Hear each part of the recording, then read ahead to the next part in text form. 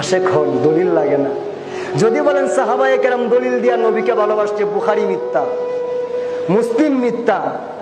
কারণ বুখারী শরীফের মধ্যে এসেছে ৬ষ্ঠ হিজরি ৬২৮ খ্রিস্টাব্দে ১৪০০ সাহাবায়ে কেরাম নিয়ে হুজুরে আকরাম বসে আছেন, চতুর্দিকে সাহাবায়ে কেরাম তাওয়াফ করতেছেন, প্রদক্ষিণ করতেছেন, ঘোরাফেরা করতেছেন। আর বলে, ইয়া রাসূলুল্লাহ, আমাদের হাত বাড়াইলাম, ভিক্ষার হাত কেন বাড়াইলাম? বলে, নবী গো, আপনি থুতু মোবারক নিক্ষেপ করবেন, মাটিতে পড়তে দিব না।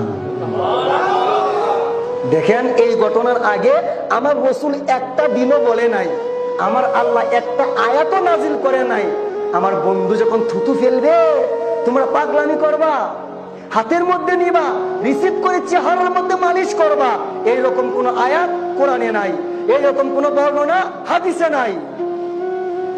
তাহলে কি করলো? সাহাবায়ে কেরাম বলেন, আমরা মারামারি লেগে গেলাম, ধাক্কা ধাক্কি লেগে গেলাম। কেন? বলে, হুজুরে আকরামের থুতু মুবারক হাতের মধ্যে রিসিভ করার জন্য।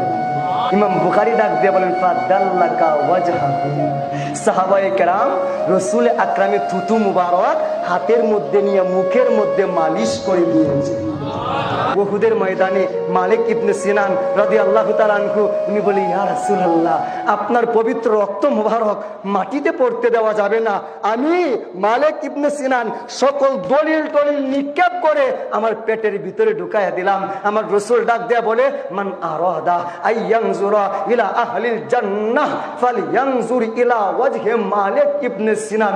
তোমরা যদি এই মুহূর্তে কেউ জান্নাতি যুবক দেখতে চাও, মালিক ইবনে সিনানের দিকে তাকাও। ইয়া রাসূলুল্লাহ, কুরআন বলতেছে রক্ত খাওয়া হারাম, মৃত বস্তু খাওয়া হারাম, কিন্তু আপনি বলতেছেন আপনার রক্ত মুবারক মালিক ইবনে সিনান পান করে জান্নাতের মেহমান হয়ে গেছে। এর দ্বারা বোঝা যায় সাহাবায়ে কেরাম একটা দিনও দলিল দিয়ে আমার নবীকে ভালোবাসে নাই। কথা বলেন ঠিক কিনা?